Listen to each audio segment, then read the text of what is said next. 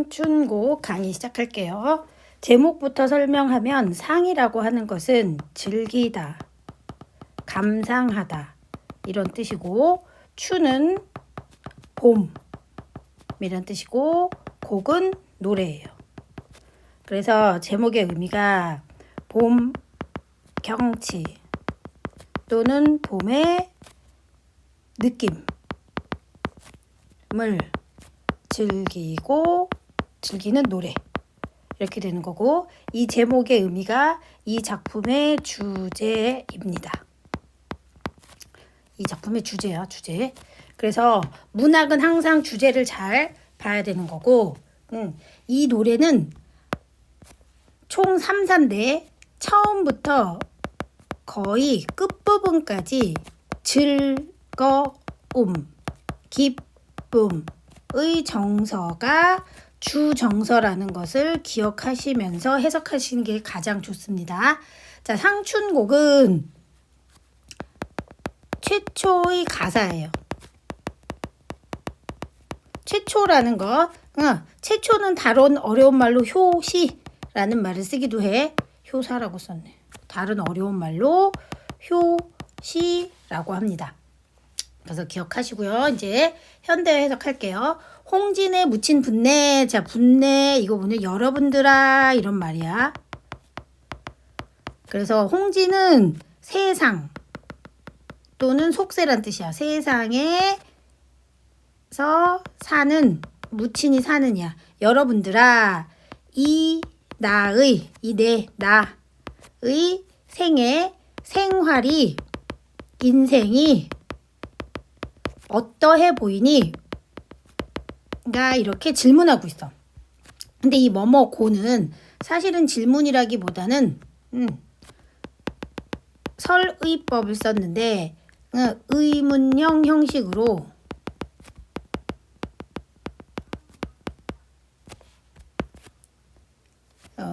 자신의 생애에 대한 그냥 만족감 정도의 정서를 제시하는 거야. 이내 생이 어떠하니? 자기가 물어. 질문한 다음에 옛사람이라고 하는 건 뭐 선조 정도로 생각하시면 돼요. 옛사람의 풍류에, 자, 풍류라고 하는 거는 뭐냐면 삶을 즐기는 태도. 풍류, 삶을 즐기는 태도. 풍류를 미친다라는 건 그 수준에 갔을까 못 갔을 거야. 풍류의 수준을, 풍류라고 하지 말고 풍류 수준이 도달했을까? 닿았을까? 못 닿았을까? 미치다라고 하는 건 그 수준에 갔다 이런 말이야. 이렇게 계속 질문을 해. 천지간, 온 세상에 남자, 여기서 말하는 남자는 조선시대의 4대부를 말하는 거예요. 이 세상의 모든 남자가 아니라 온 세상의 남자가 나만한, 이가 하다, 많다마는 이런 거야. 그러면 도대체 나만한이 많다라고 하는 건 그냥 4대부는 풍류를, 그러니까 삶을 즐길 줄 안다. 풍류를 즐길 줄 알아. 이런 뜻이에요. 그런데 살림이라고 하는 것은 자연이야, 자연. 자연에 만족하는 거야. 자연에 파묻혀 있어. 이렇게 정도로 하자. 파묻혀. 자연에 사는 이렇게 돼. 여기도 묻힌이 있거든. 묻혀 있어. 자연을 즐기는 지락, 이게 지락이 이 뜻이야. 자연을 즐기는 지극한 즐거움, 높은 즐거움을 모를 것이다. 말할 건가는 모를 것이다. 이런 거예요. 그래서 뭘 얘기하는 거냐면, 내가 이 세상에 조선시대의 많은 사대부들은 자연을 즐길 줄 알아. 풍류를 즐길 줄 아는데 살림에 묻혀서 지내는 즐거움은 자기가 최고라는 거야. 그리고 수간 모옥은 초가집이야. 초가집을 벽계수 맑은 시냇물 앞에 짓고, 그 다음에 송죽은 소나무, 죽은 대나무가 울창한 곳에서 자연의 주인이 되었다. 이렇게 이제 말하는 거예요. 그렇다면 이 부분까지가 뭐냐면 여기까지가 서사야. 처음 부분이라는 거야. 여기를 뭐라 그런다? 서사. 서사는 어떤 내용이냐면 풍류 가로 열고 자연을 즐긴다. 풍류를 즐기는 자부심. 내가 좀 잘났잖아. 이 이야기하고 있는 거야. 풍류를 즐기는 자부심. 그리고 여기서는 대표적으로 대조의 방식을 썼어. 어떤 대조냐면 화자가 부정하는 것과 긍정하는 것을 대조해서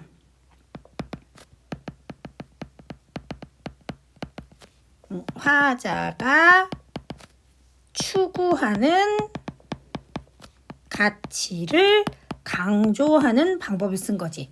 그러면 부정은 세모로 하고 긍정은 동그라미로 할게요.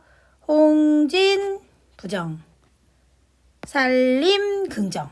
그래서 여기에서는 이 살림을 몹시 강조하는 걸 쓴 거야. 이렇게 대조의 방식을 쓰는 거고.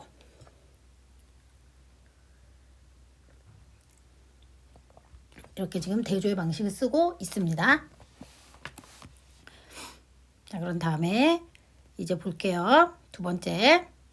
여기서 수간 모옥은 좀 체크해 놔야 돼.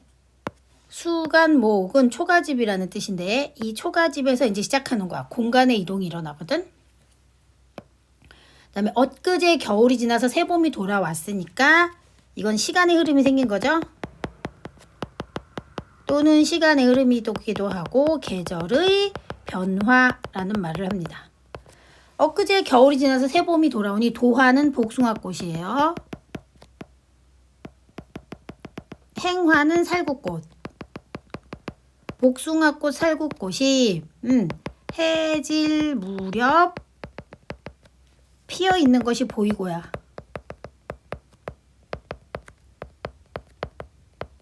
해석이. 녹양은 버드나무. 녹양, 버드나무, 방초, 푸른 풀 또는 뭐 맑은 풀은 새우, 가느다란 비. 가로 열고 봄비라고 돼.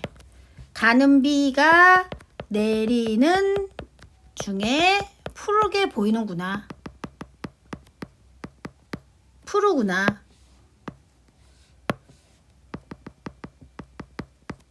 자, 그럼 봄의 이미지 볼게요. 도화, 봄의 이미지야. 행화, 녹양, 방초, 새우. 반드시 기억하셔야 돼요. 다른 작품에서도 도화나 행화가 나오면 봄이고 녹양, 방초, 새우가 나오면 봄입니다.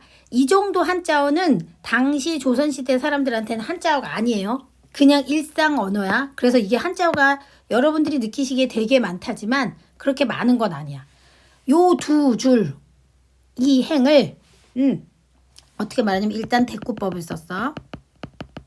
그리고 이게 매우 지금 아름다운 봄 풍경이야. 매우 아름다운 봄 풍경이라고 화자가 생각하는 거야.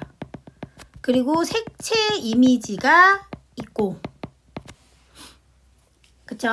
그래서 이게 너무 매우 아름다워서 얘를 어떻게 평가했냐 하면은 이렇게 평가할 거야. 칼로 그 부분만 딱 잘랐니? 그걸 붓으로 그렸니? 이렇게 지금 이야기하는 거예요. 이제 해석할게요. 이 봄의 풍경을 칼로 잘라냈어?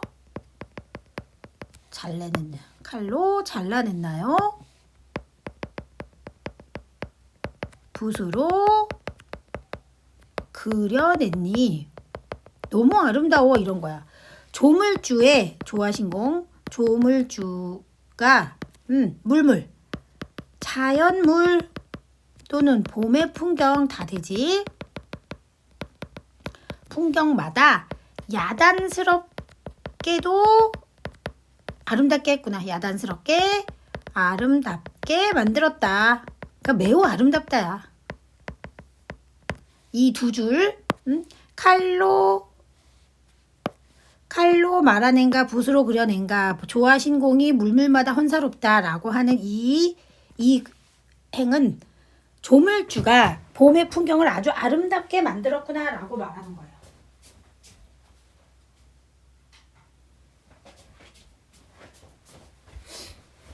그래서 이 노래가 봄의 풍경, 봄의 느낌을 감상하는 노래라고 했지. 자, 그런 다음에 풀 속에서 우는 새는 수풀에 우는 새는 춘기를 못 내겨워 소리마다 교태로다 이렇게 말했어. 자, 눈으로 봤으니까 이제 소리가 들리는 거야. 청각적 이미지. 수풀에 우는 새 때문에 그래. 1번. 그 다음에 2번. 감정이입이라는 표현을 했어. 자, 감정이입은 우리가 배울 건데요. 춘기는 봄의 기운, 봄의 생명력, 봄의 느낌 다 돼. 그러니까 수풀에 우는 새는 춘기를 못 내겨워 이렇게 말했으니까 봐 이거야. 수풀에서 우는 새는 봄의 기운을 느껴 소리마다 교태 가로 열고 즐거워하는구나. 이 정도 하면 돼요. 즐거워하는구나.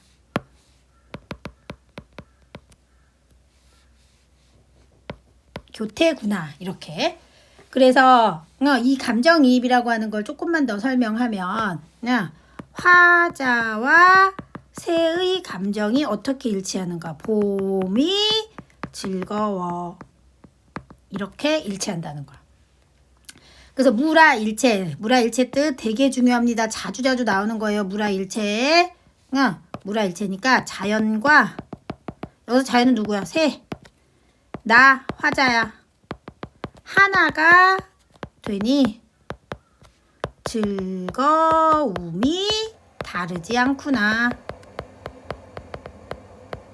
뭐뭐 소냐 서리법. 그래서 화자의 감정을 즐거움의 감정을 강조하고 있는 거야. 즐거움의 감정을 강조해.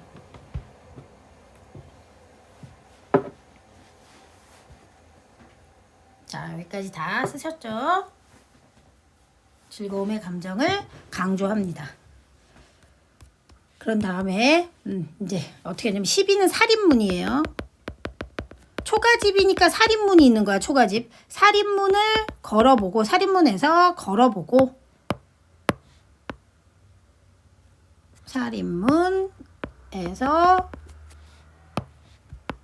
걷고 또 정자라고 해서 작은 쉼터 같은 거 생각하면 돼. 정자에 앉아 보니 지금 즐거워서 산책한다고 생각하면 돼. 소여음영의 뜻은 뭐냐면 기분이 좋아서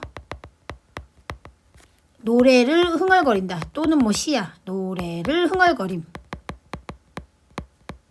흥얼거리는데 즐거운 거지. 그러니까 산일 자연의 낮 시간이 적적한데 고요한데 이렇게 말하는 거야. 여기서 주의. 그럼 우리가 보통 적적하다 그러면 고요한 거니까 쓸쓸함으로 해석하면 안 돼요. 혼자 있어도 굉장히 즐거운 거야. 해피. 이거 몇 년 전에 수능에 나왔는데 적적하다를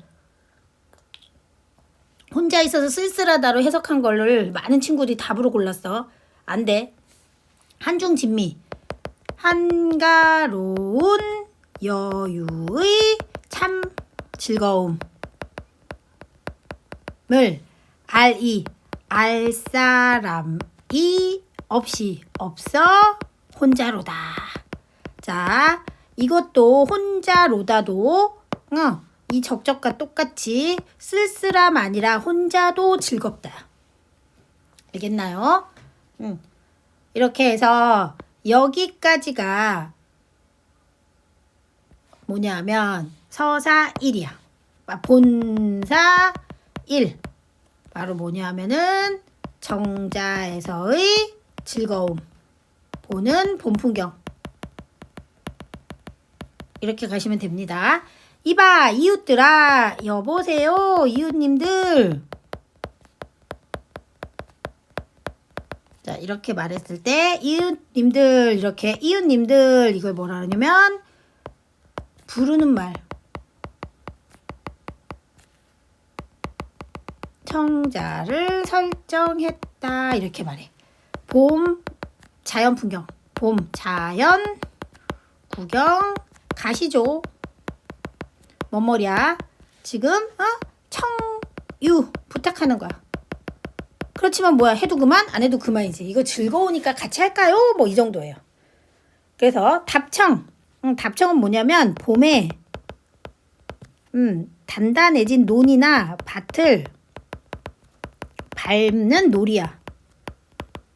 답청은 오늘 하고요. 욕기는 목욕하는 거야. 목욕은 내일 해요. 이렇게 말하고 답청을 난 오늘하고 욕기란 내일 하세. 얘도 이렇게 해서 대꾸법이에요. 문장 구조가 반복됐어. 어떻게? 뭐뭐으란 뭐뭐란 오늘 하고 내일 하세. 문장 구조 이렇게 반복된 거야. 아침에는 나무를 캐고 나조는 저녁이야. 저녁에는 낚시를 하세. 이렇게 하는 거지. 그러면 이웃 사람들한테 뭐뭐 하자는 거냐면 여기에서 두 가지 하는 거야. 답청, 욕기, 채산, 조수. 이 네 개가 봄놀이 즐기자는 거예요. 봄놀이를 지금 제안한 거야. 이렇게 하면 어때요? 라고 봄놀이를 제안한 거예요.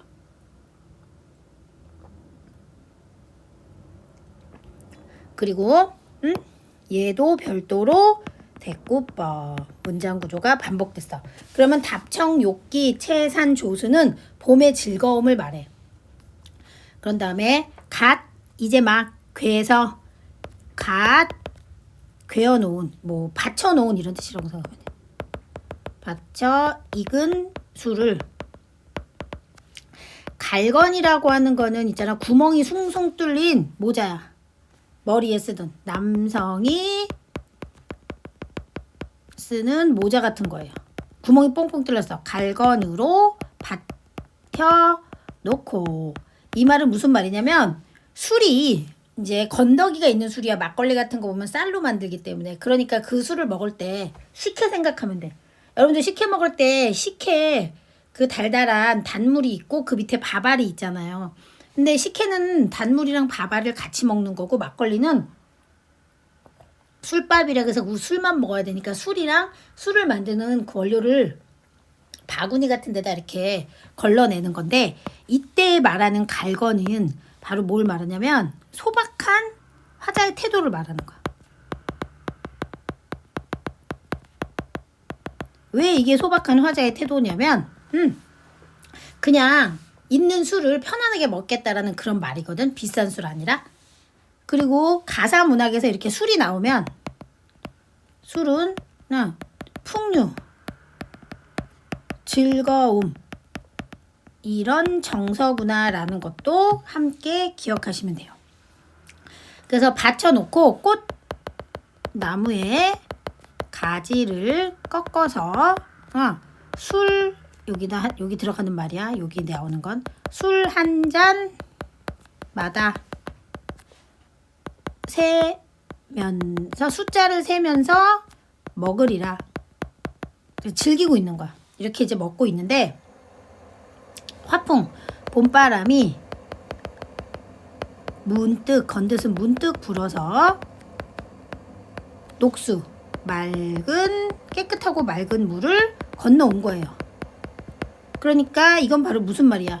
봄 바람을 느낀 거지. 화자가 있는 곳에서. 그랬더니 바람의 청이 맑은이거든. 맑은 향은 술잔에 지고 낙콩 붉은 꽃잎은 내 옷에 떨어진다고. 아주 낭만적이지?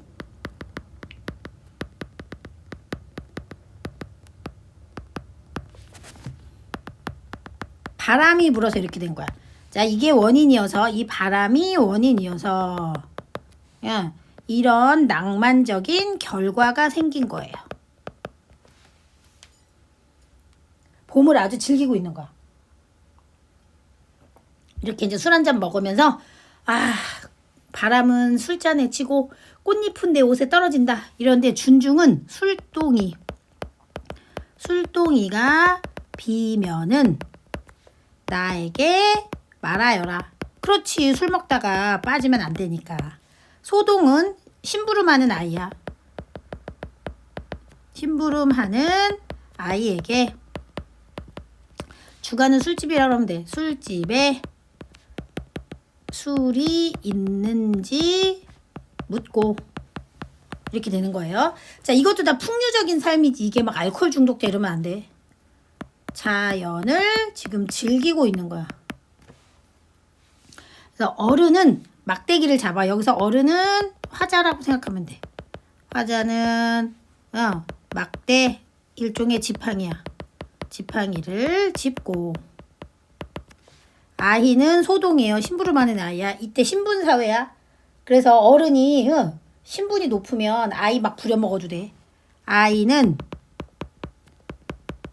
술동이를 메고.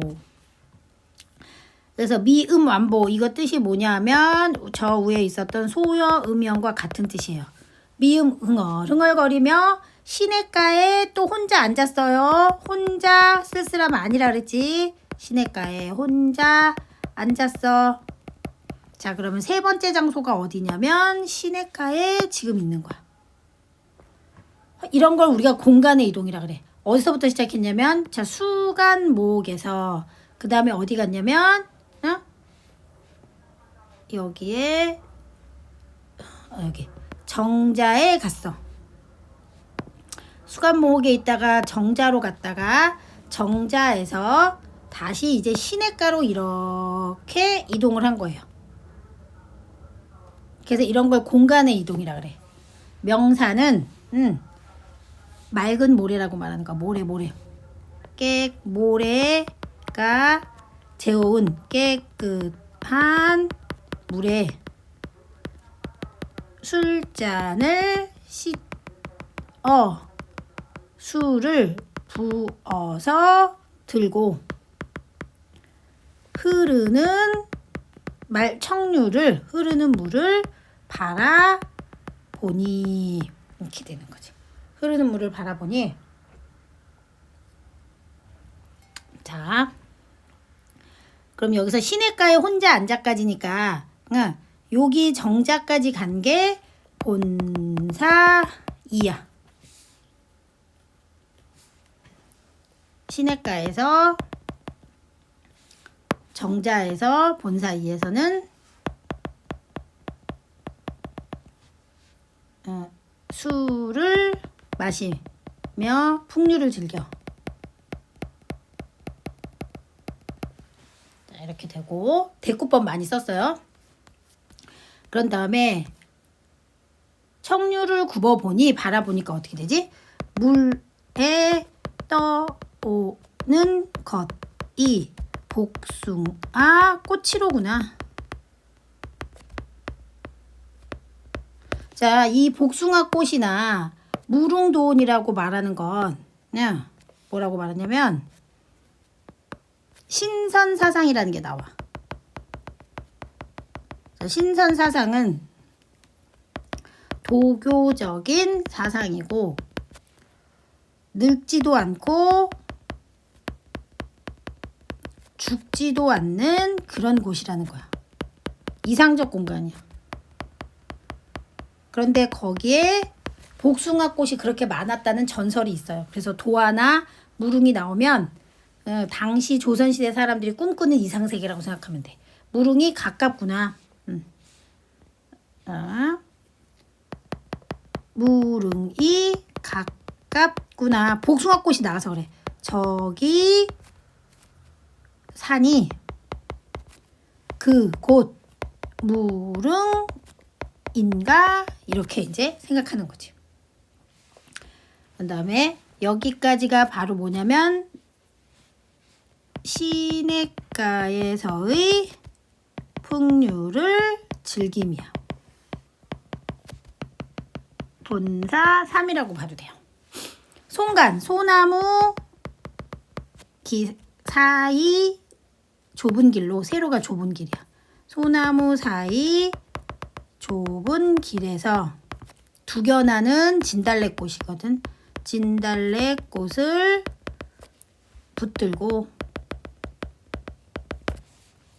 봉두 산봉오리에 급하게 올라 구름 속에 앉아서 보니 이런 거지. 그러면 마지막 장소가 이제 어디냐면 봉두에 올라온 거예요. 천촌만락은 수많은 집들이 곳곳에 펼쳐 있구나. 그러면 산꼭대기 위에서 수많은 집을 본 거야. 연화는 안개와 노을. 안개, 노을. 일휘는 한 줄기 빛. 그러니까 이게 자, 이게 원간염이야. 연하 1, 2가 원간염이고 이게 금수가 보조간염이에요. 자, 연하 1, 2 원간염. 금수 보조간염. 금수가 수놓은 비단이란 뜻이거든. 그러니까 수놓은 비단이 옛날 사람들한테 굉장히 예쁜 거야. 금수를 펼쳐 놓은 듯 같다고. 뭐가? 연하 1위가 안개 노을 한 줄기 빛이 너무 아름답다라는 말이에요. 그래서 얘는 비유법 중에서 직유법 쓴 거야. 엊그제 검은들은 겨울의 이미지지. 봄빛도 가득하구나. 이렇게 이제 되어 있는 거야. 공명. 자, 그럼 여기까지가 이제 본사 4예요. 뭐냐면 산봉우리에서 바라본 풍경이야.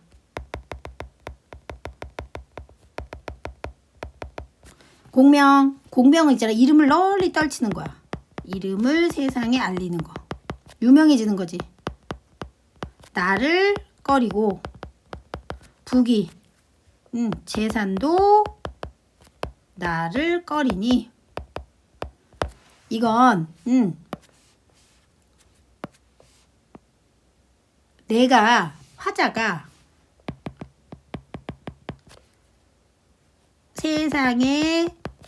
세상과 부귀를 꺼리는 거야. 부귀를 멀리한다.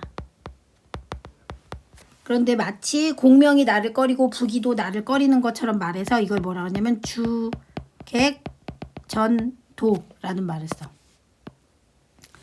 청풍명월 바람. 청은 바람. 맑은 바람이에요. 바람. 달. 밖에는 친구가 없다. 다른 말로 하면 자연만이 친구다. 이런 뜻이야. 단표 누앙은 그냥 가난한 생활에 만족하는 거. 가난한 생활에 만족하면서 흩은 해움. 쓸데없는 생각을 아니한다고. 자, 그러면 여기서 말하는 쓸데없는 생각이라고 말하는 건 뭐냐면 하나는 공명이고 하나는 부귀예요. 이런 것들을 멀리하는 삶을 살겠다는 거야. 아모타 이거 감탄사라 그래. 즐거움의 감정이야.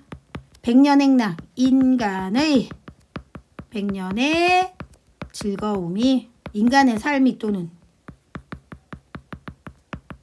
인간의 삶이 이만하면 어쩌리 만족해.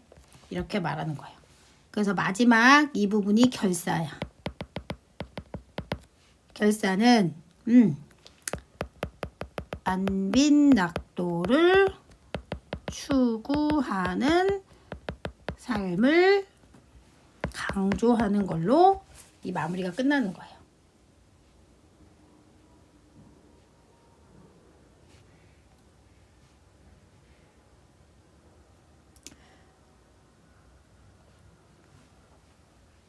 그러면 이제 이걸 정리를 한번 해볼게요. 자, 이 상춘곡은 여기다 쓸게요. 상춘곡은 봄을 즐기는 노래라고 그랬지? 이 상춘곡의 갈래의 뜻을 잘 알아야 돼. 양반가사다 이런 말을 써. 양반가사는 지은이의 신분 때문에 붙여진 이름이야. 그리고 두 번째 은일가사다 라는 말을 써. 은일가사는 그냥 세상의 일에 무관심해. 이제 관심을 버리다. 갖지 않다라는 건데, 그럼 도대체 세상의 일이라는 거는 뭐냐면 관직, 괄호 열고 벼슬이야. 관직을 이제 그만두다. 또는 관직을 이제 멀리 하겠다. 이런 뜻이에요. 그래서 세상의 일에 관심을 버리겠다라는 뜻이야. 근데 은일가사가 들어가면 세 번째 따라가는 게 뭐냐면 강호가사라는 게 있어.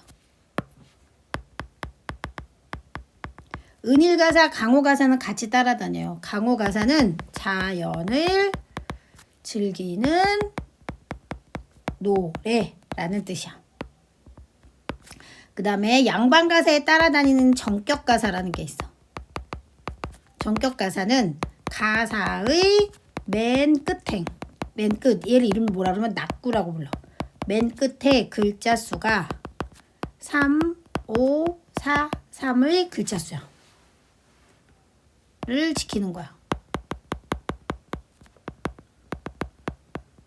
그런데 여기에서 글자 수 3543은 어떤 거랑 똑같냐면 시조의 종장과 동일합니다. 갈래가 이런 특징이 있고요. 그 다음에 두 번째 상춘곡의 특징은 1번 최초의 가사라는 거야. 가사 문학의, 그래서 효시 이런 말을 써. 효시는 잘 알아두셔야 돼요. 시작은. 왜냐면 다른 작품에 영향을 많이 주기 때문이야. 그 다음에 2번 이게 중요한데 시상의 전개가 있어. 기억. 좁은 곳에서, 좁은 곳은 어디냐면 맨 처음에 수간 모으기였어. 평지란 뜻이거든.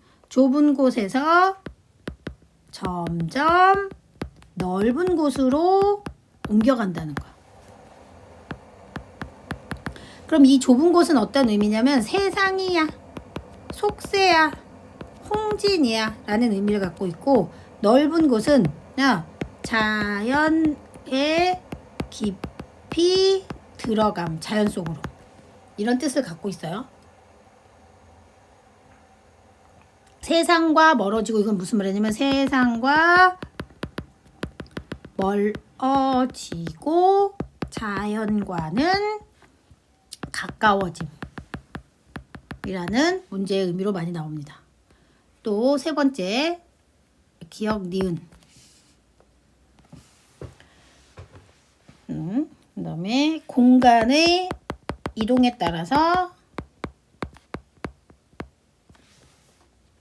화자의 동선이 이제 제시돼.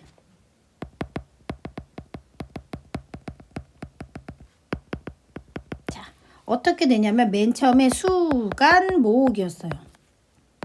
그 다음에 어디로 갔어? 정자로 갔어. 그 다음에 시냇가에 갔어. 시냇가에 간 다음에 맨 마지막에 봉두에 올라가는 그런 구조지. 자, 그러면 시냇가에서는 오는 봄을 보고 기뻐한 거야. 시냇가에서는 봄의 풍경을 보고 즐거워했어. 그런 다음에 정자에서는 뭐 했냐면 답청도 하고 욕기도 하면서 채산도 하고 조수도 했지. 그런 봄놀이를 즐겼어. 자, 시냇가에서는 뭐 했어요? 응? 풍류적 삶. 술 한잔 한 거잖아. 풍류적 삶에 대해서도 이야기하고 그 다음에 신선 사상에 대해서도 추구하는 바가 있었지. 그 다음에 이제 봉두에 올라가서는 안빈낙도의 삶을 강조하는 그런 내용으로 시가 흘러갑니다. 그래서 우리가 이제 보통 이런 걸 읽으면 마지막으로 정리해야 되는 게 뭐냐면 1번 이 작품의 화자는 누구지? 그러면 나 1인칭 이렇게 말하는 거야. 두 번째 이 시적 대상은 누구예요? 봄이에요. 그럼 이 봄이라고 하는 건 계절감을 드러내죠.